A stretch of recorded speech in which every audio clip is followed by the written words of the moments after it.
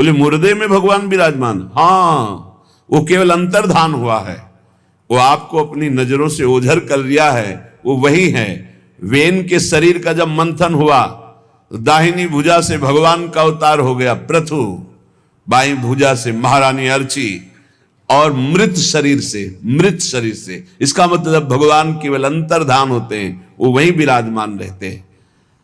जो नाम जप करता है और जो श्री कृष्ण चरित्र का गायन करता, बहुत बड़ी बात है, प्रार्थना है। अगर चरित्रों में मन नहीं लगाते हो तो तुम्हारे चरित्र सही नहीं रहेंगे, ये हमारी बात को पकड़ लीजिएगा। भगवत चरित्र गायन और श्रवण में जिसका चित्त नहीं लगा तो कोई साधना कर ले, उसका चरित्र पवित्र होना बहुत कठिन है। क्योंकि हमारे जो मन और इंद्रियों का आकर्षण है वो प्रकृति है। मना कष्टान इंद्रियाणि प्रकृति स्थान कर सती, और ये प्रकृति जब हमारे मन और इंद्रियों को अधीन करती तो पापाचरण बनता है। और जब यही मन इंद्रियां परमात्मा में लगती हैं तो हमें परम सुख मिलता है। तो हम जिसका यश गान करते हैं, जिसका यश सुनते हैं, उसी का मनन होता है, उसी से प्रीति होती है। शरणागति श्रवण सुजस से ही होती है। अगर हमारे कानों में सुजस न जाए, भगवान के चरित्र न जाए, तो पावनता नहीं आ सकती। महामोह का नाश करने के लिए समर्थ है भगवान के लीला चरित्र।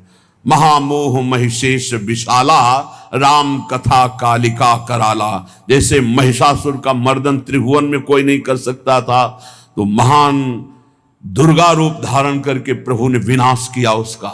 ऐसे ही ये दुर्गा के समान सामर्थ्यशाली भगवत लीला चरित्र हैं, जो हमारे महामोह रूपी महिषासुर का मर्दन कर देंगे।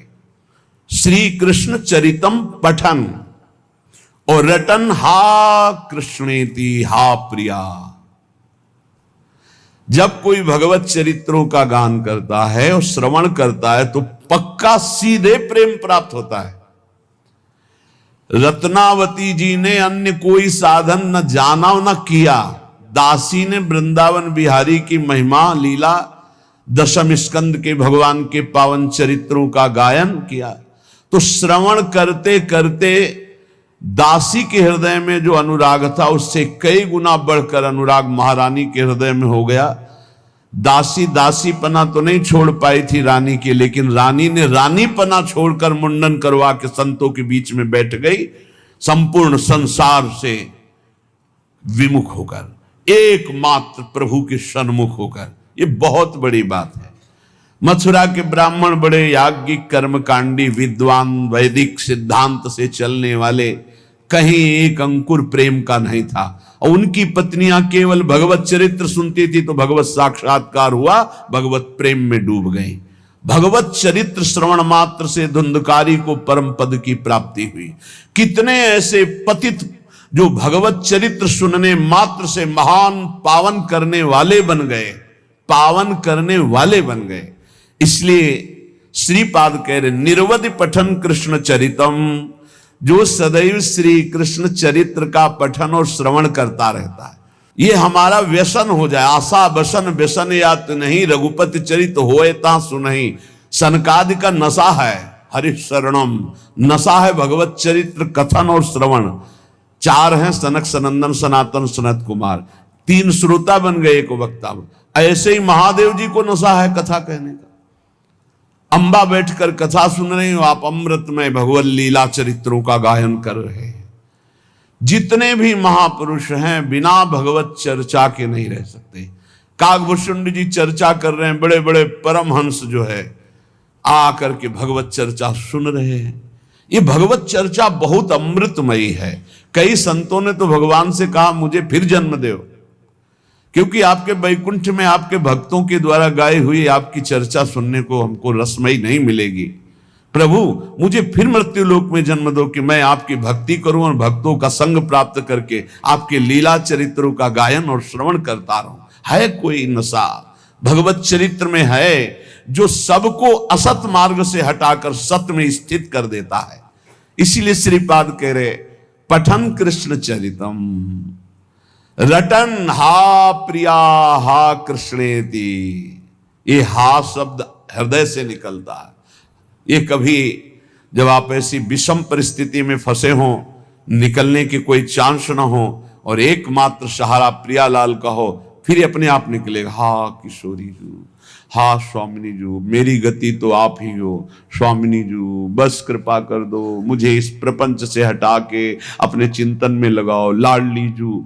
ये जब अंदर से प्रकट होता है ना हा हा, तो ये सब मिटा देता है वासनाओं को। अंदर से जब प्रकट होता है, हम रोज निरंतर नाम जप करते, कभी एक बार अंदर से आ जाए, 24 घंटे में आर्त भाव से एक बार पुकार लूं, तो प्रतिपद मटश्चापि परितः लुठन रासस्थल्याम, वो चलते चलते इतना शिथिल हो जाता है, थक नहीं, शरीर में इतना प्रेमावेश हो जाता है, खड़े रहने की सामर्थ्य नहीं, इस भूमि पे बैठ गया और लौट रहा, हा प्रियाजू, हा कृष्ण, भगवत चरित्र सुनने वाला, हा प्रिया, हा कृष्ण, ऐसा रटने वाला सीधा वृंदावन की भूमि में लौटता है। लुठन रासस्थल्याम त्रुटन नाना ग्रंथि, ये जो नाना प्रकार के बंधन थे, काम के, क्रोध के, लोभ के, मोह के, मद के, मत्सर, सब नष्ट हो गए। राधा राधा त्रुटन नाना ग्रंथि स्फुद अमल भावोश्रु निवहैर, अब निर्मल भाव में अश्रु प्रवाह हो रहा है। लाडली मेरी प्रिया जो नटन गायन वृंदावन मति महान पंकिलयति, नाचता है एकांत में अपने प्रिया प्रीतम के लिए, गाता है प्रिया प्रीतम के लिए, आनंद की उमगन में गायन होता है। जब प्रीतम सामने होते तब नृत्य होता है, और प्रीतम की रूप माधुरी, गुण माधुरी जब हृदय में अपना प्रभाव दिखाए हुए तो उसी का गायन होता है। फिर इतना रोना आता है कि वृंदावन मति महान पंकिलयति, वो अपनी अश्रुधारा से जहां बैठता है वहां गीली भूमि कर देता है। इतना अश्रु, आनंद अश्रु, विरह अश्रु, दो प्रकार के अश्रु होते हैं। एक मिलन की प्रबल आकांक्षा में रुदन, रुदु सुस्वरम राजन कृष्ण दर्शन लालसा, और एक आनंद अश्रु, निर्खत नित्य विहार पुलकित तन रोमावली, आनंद नयन सुधार, ये आनंद अश्रु छाए हैं प्रिया प्रीतम, अद्भुत आनंद में रो रहा है। वो कोई दुखी नहीं है, वो कोई चाह नहीं कर रहा, कोई चाह नहीं, अचाह स्थिति का रुदन। इसलिए कह रहे हे भाई मेरी बात मान लो, त्वया कंठम पीतम यदि परम पीयूषमपि किम, तुम जो चाह कर रहे हो कि अगर ये मिल जाए तो मैं बहुत आनंद में हो जाऊं, तो मैं तुम्हें बता दूं, यदि तुम अमृत पान कर लो तो भी तुम विषयी और भयभीत रहोगे। क्या देवता अमृत पान नहीं किए क्या? क्या वो विषयी नहीं है क्या? क्या वो भयभीत नहीं है क्या? अरे काल चक्र से तो ब्रह्मा भी भयभीत है, औरों की तो बात जाने दो। श्रीपाद कह रहे हैं मेरी बात मान लो, यदि तुमने त्वया कंठम, यहां तक अमृत पी लिया हो, परम पीयूषमपि किम, अमृत पान कर लिया हो भरपेट कंठ तक, और तो यद्युर्वश्यास्तन युगलमाश्लेषि किमतः, एक दूसरी सबसे बड़ी आकांक्षा होती है कि अगर सुंदर भोग करने को मिल जाए तो ऐसी सुंदरी त्रिभुवन में नहीं जैसी उर्वशी जी हैं। क्योंकि एक बार नर नारायण भगवान तपस्या कर रहे थे, अब भी तपपरायण हैं, तो देवराज इंद्र को घबराहट हुई कि इनकी तपस्या तो इतनी प्रबल है कि कोई भी पद ले सकते हैं, तो कहीं मेरा पद न ले ले। तो उसके पास आखिरी बाण होता है अमोघ काम। जैसे विश्वामित्र जी जब तप के द्वारा नई सृष्टि की रचना करने का संकल्प करने लगे, तो देवराज इंद्र घबरा गए कि ये तो नया स्वर्ग, नई सृष्टि सब रच देंगे। तो भेजा मेनका को, बहुत ही सुंदर, सर्वांग सुंदर, मलय मारुत, बसंत ऋतु, गंधर्व गायन विद्या में प्रवीण और अप्सरा नृत्य प्रवीण, हाव भाव करती हुई मेनका मुनि के समीप डरती हुई कहीं भस्म न कर दें। महान तप के तेजा पुंज, जो ब्रह्म ऋषि पदवी को कहाने के लिए वशिष्ठ जी को विवश कर रहे थे, बहुत बड़ी सामर्थ्य तप की होती है, लेकिन ज्ञान की सामर्थ्य के आगे तप कुछ नहीं होता। वशिष्ठ जी के ब्रह्म बल के आगे विश्वामित्र जी का कोई भी बल काम नहीं करता था। बड़ा प्रसंग है, हम तो केवल इशारे में बता रहे। ऐसे महान तप के धनी को डरते हुए मुस्कुरा, उनका निर्भय रहो, डरो मत, समीप आओ। ये सब क्या है? भगवान केवल आपको प्रसन्न करना चाहते। मेरी प्रसन्नता बस भगवान, ये हमारा सारा सेवा का जो परिकर है, बस आपको एक बार मुस्कुराते हुए देखना चाहते। तो तुम निर्भय हो जाओ। और फिर मुस्कुराहट बदल गई सहवास में, और जब गर्भ रहा तब उनको होश आया विश्वामित्र जी। तो उनका नहीं नहीं, मैं कभी नहीं रुक सकता अपने मार्ग में, तू कितना भी उपाय कर ले माया। और फिर अपने तप में लग गए, कुछ नहीं, मेरे को रोक नहीं। यही सबसे खास बात साधक की होती है। चूक हो गई तो हो गई, लेकिन रुकना नहीं है, रौंदना है। हर वासना को रौंद कर आगे बढ़ना। और निकल गए। उन्हीं के गर्भ से शकुंतला जी का प्रादुर्भाव हुआ, जिनके दुष्यंत के संग से भारत नाम, जिनके नाम से बड़ा वो भरत जी हुए। उनका नाम दुष्यंत पुत्र भरत से ही भारत, ऐसा कहीं कहीं आता है। भगवान ऋषभदेव जी के पुत्र भरत से भारत, पहले अजनाभ वर्ष इस देश का नाम। इतना बड़ा महर्षि जो राज परिवार में रहकर सारे सुख भोगने वाला, फिर मेनका ने उसको भ्रष्ट कर दिया। तो इसके पास एक ही उपाय है, देवराज इंद्र के पास भारी उपाय है। अप्सराओं को भेज करके मुनियों की या तपस्वियों की बुद्धि को भ्रष्ट कर देना। भेजा नर नारायण के पास अपनी समस्त अप्सराओं को, रंभादि सुंदरी अप्सराएं नृत्य करना सब।